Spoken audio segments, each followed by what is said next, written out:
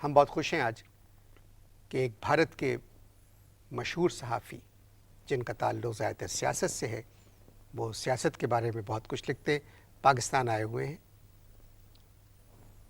3 दिन इस्लामाबाद में रहे, आज कराची आए और आज ही हमारे प्रोग्राम में यानी लूज़ टॉक में मेरे मेहमान हैं। कैसे हैं आप सर? नमस्कार। नमस्ते जी। नमस्कार भारत में इलेक्शंस हो गए जी, हो गए। नतीजा देखकर लगता है कि भारत में जमहूरियत है। यकीन जानिए, हमने भी जब नतीजा देखा तब हमको तनिक पता चल गया कि भारत में डेमोक्रेसी है, वरना भगवान की सौगंध, उससे पहले हमको तनिक पता नहीं था कि भारत में डेमोक्रेसी है। ये खैर आपकी बात मेरी समझ में नहीं आई। आप रहते भारत में ही हैं। जी। अब देखिए, हिंदुस्तान के सदर मुसलमान। हमने नहीं किया। क्या कहा आपने? वो पहले से मुसलमान है। जी, मुझे मालूम है। अवश्य मुसलमान है। जी जी जी। हिंदुस्तान के वज़ीर आज़म सिख, इससे बड़ी जमहूरियत की निशानी और क्या हो सकती है? अच्छा, ये बताइए सर कि आप बीजेपी की तरफ हैं या कांग्रेस की तरफ? देखिए, बात यह है कि ये जो जर्नलिज्म है, इसके अपने कुछ आदर्श होते हैं।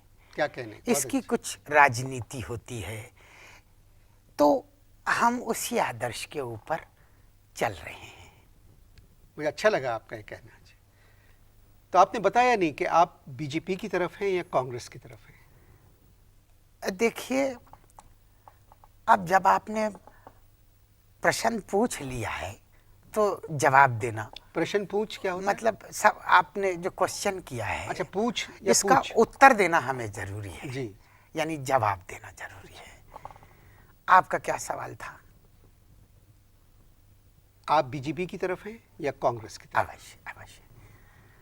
देखिए, इलेक्शन से पहले हम बीजेपी की ओर थे, यानी वाजपेयी जी से अच्छा हमने राजनीति करने वाला नहीं देखा।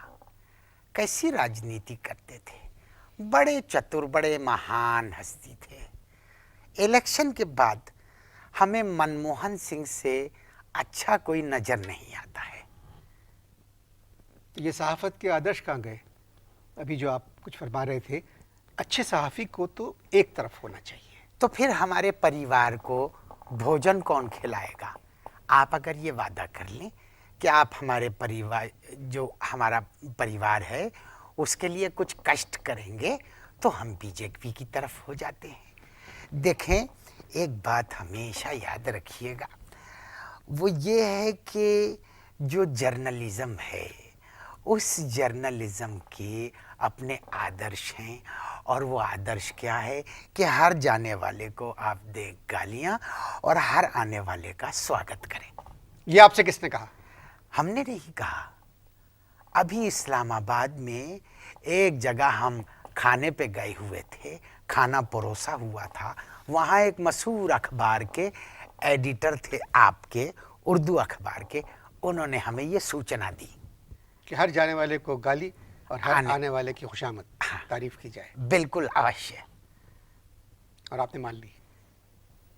देश आपका है, देश आपका है। बीजेपी की हुकूमत कैसी रही? अब इसके जवाब में हम एक आपसे प्रश्न पूछते हैं कि नवाज शरीफ जी की हुकूमत कैसी रही?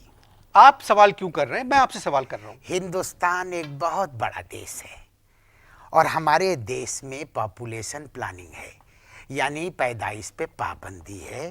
इसलिए हमारे यहाँ कुछ पैदा नहीं होता, सिर्फ सवाल से सवाल पैदा किया जा सकता है। जैसे आपने मुझसे एक सवाल पूछा, तो मैंने उसके एक सवाल में आपके लिए एक सवाल पैदा किया। मोहम्मद रफ़ी जी बहुत बड़े गायक थे।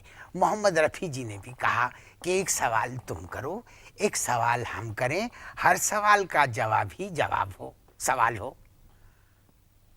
जवाब कौन देगा? भगवान देगा, इसकी आप चिंता ना करें।